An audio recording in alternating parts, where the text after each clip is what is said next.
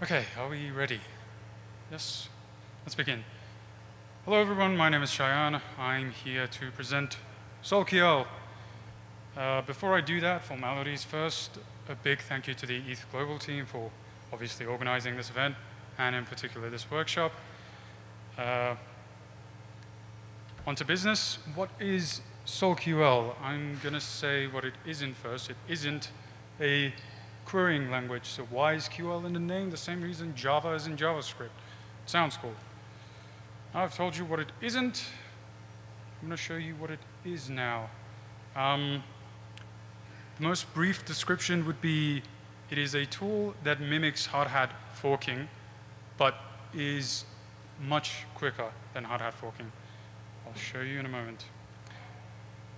So here I've got a standard hard hat environment set up. I've got a config file with the compiler version, provider URL, the forking, standard setup. If you have used hard hat, this will be pretty familiar to you, obviously. So the smart contract I'm going to be testing today is called the query contract. And in order for this to work, we need to impose some restrictions on this query contract. So one of those restrictions is it has to have a function with this signature right here. So it has to have a function named query, which returns bytes memory. So what is going on here? Basically, what we're doing is we're taking the Uniswap v2 factory contract on Girly testnet, and we are calling the all pairs function to get the ith pair. And then once we have the ith pair, we call the token 0 function to get its first token. Now, there is a specific reason why this example was chosen. I'll explain that later, but let's get into the comparison first. So this benchmark repo is available on our website over here. So you can try running the benchmark yourself, see if you get similar results. Without further ado, let's test SolQL first, and then I'll test hard hat forking afterwards.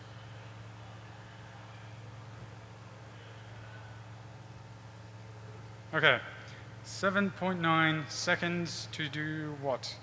To get 10 pair contracts from the Uniswap v2 factory, and then get the first token. Cool. Now, 7 seconds does sound slow, but we are offering this as an alternative to hard hat forking, which gives us the following result.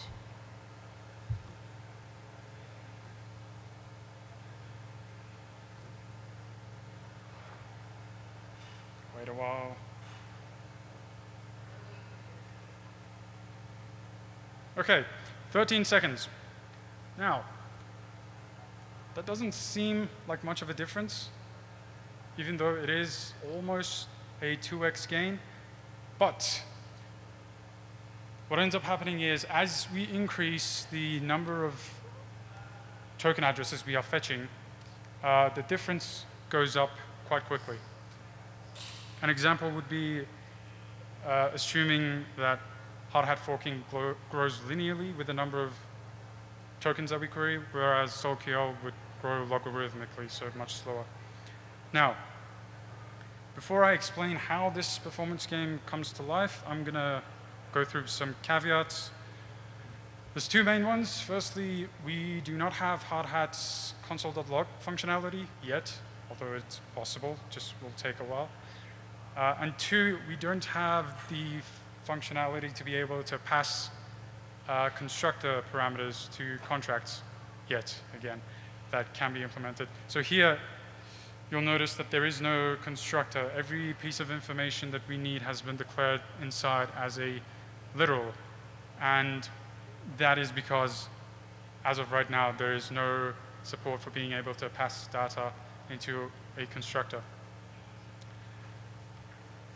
Okay, so this is what I was talking about earlier. This is a graph representing, on the x-axis, we have the number of pair contracts we're querying, and on the y-axis, we have the number of milliseconds taken to get a result. So as you can see, SolQL, the blue dots here, stays pretty constant, whereas Hardhat grows pretty quickly. So at this point right here, at 2,000 pairs, we're looking at about a 30x gain in performance. So that would be comparing around 6 seconds to 1,800 seconds. So just to put things into perspective, that's 6 seconds compared to 30 minutes, which is a pretty big difference. Okay, and at the very far end, so here we have 9,507 pairs. At that point, Hardhat doesn't even work. You will probably get a timeout or some other form of networking error. So again, for this demonstration, just because it takes a while, we're not going to demonstrate these data points right here, because they would quite literally take the rest of the workshop to show. But yes, so that shows the speed gain that you would have from using SolQL. Now, we do have examples you could follow along with.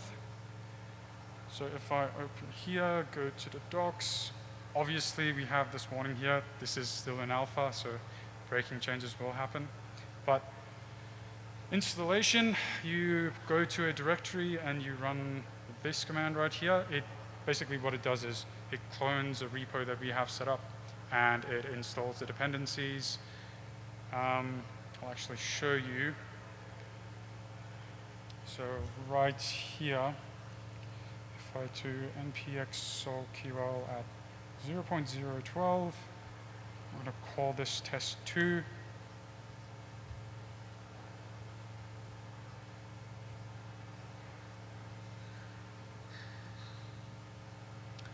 So we get this test2 directory. We've already run npm install, so all of your dependencies are already installed. So here what you have is the exact same smart contract I just showed you, but we also have this main script which shows the usage of the SolQL API. So basically the way this works is you import the SolQL class from the package, obviously. You instantiate an ethers provider with your provider link. You would have a contract name. This name would be this name right here. So if I turn this into query 2, I'd also have to turn this right here into query 2 for this to work. We are passing the chain ID, and we instantiate a SolQL interface like so. The reason you pass the chain ID and your provider at the same time is because if you already know what chain ID your provider has, obviously we don't need to make an asynchronous call to figure out your chain ID for you. That would take an extra couple hundred milliseconds. Don't want that. You also have to pass the Hardhat runtime environment to this SolQL class. Reason being, Hardhat does quite a bit behind the scenes. So rather than reinventing the wheel ourselves, we just decided to rely on Hardhat. So that is quite essential over there. And then to get the results, all we have to do is run the following line. This gives you a encoded string of bytes like this, but we can obviously use the default ABI coder of ethers.js to decode our result and have it in a nicer format. The reason this is address 100 is because over here, this address 100 array is what we are packing and returning as bytes memory. So just to show you, where was I?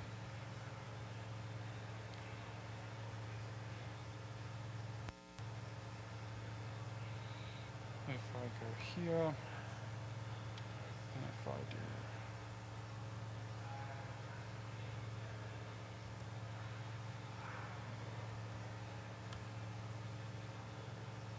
That is, by the way, if you, oh, there you go. That was quicker than before. Anyway, so this is your encoded result, basically, which you use the ETHJS decoder to turn into this right here. Okay, now with that out of the way, where were my slides? This is diving a bit into the nitty-gritty of how this thing works and why it gives us the performance gain it does give us.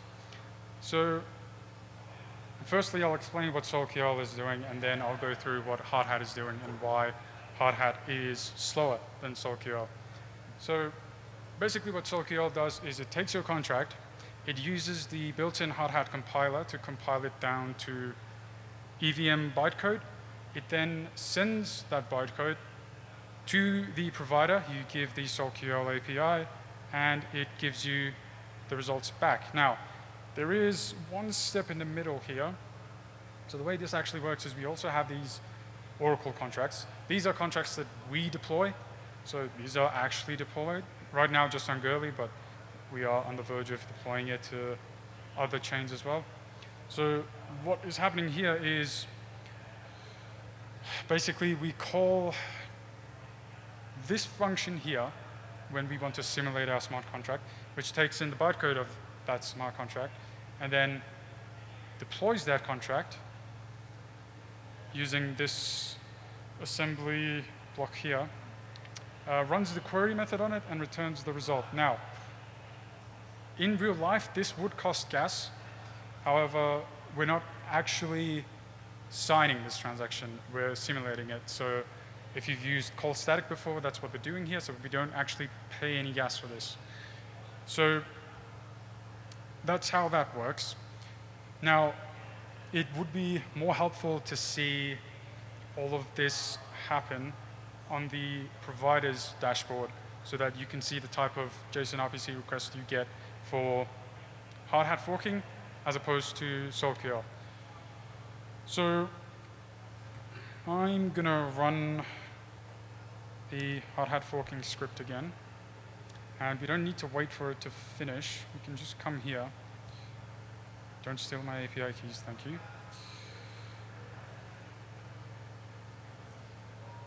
Okay, this is what Hardhat does. Recall that smart contracts have a storage address on the global Ethereum state.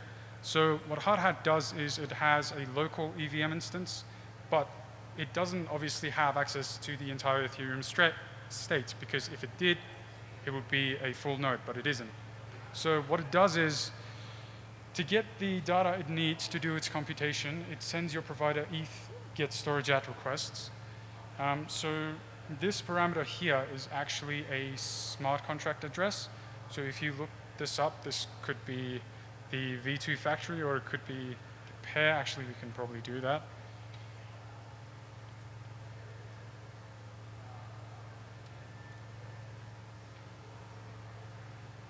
Yep, there we go. So this address here is the Uniswap V2 factory deployed on Gurley. So obviously, we're getting data from the smart contract, but we don't have the data locally, so we send JSON RPC requests to our provider to get the data. So basically, the bottom line is, when you're using Hardhat, you are sending a lot of JSON RPC requests, and Hardhat deliberately slows this down just so you don't get rate limited, which is actually a fair call. But then let's see the alternative approach of SolQL.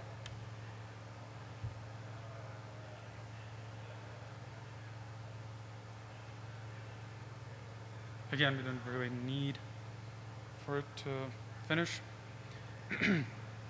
Right, this is all we get, a single ETH call.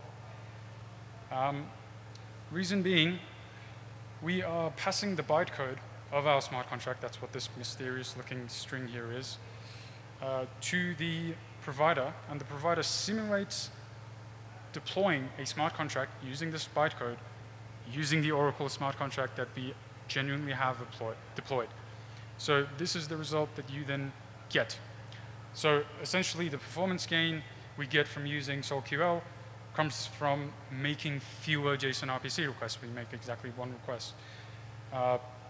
So obviously, that has a lot less networking overhead, which is what results in, where is it?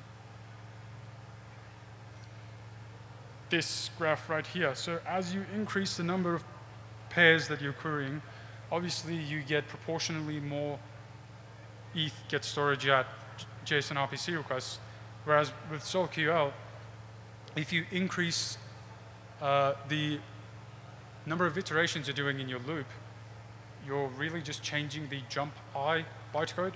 So the length of the bytecode of the smart contract doesn't change that much as you increase the number of pairs. So what ends up happening is, firstly, the data you have to send to the provider to be able to simulate this smart contract doesn't increase linearly as the number of reads from storage you do increases.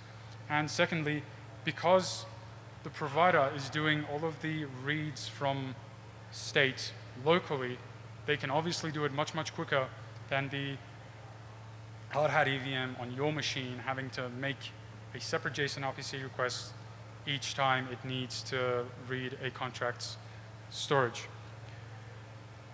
So yes, that's what SolQL does. Any questions? No questions? All right, I believe we are early. 10 minutes early. Cool. Well, that's it for me. Thank you for listening.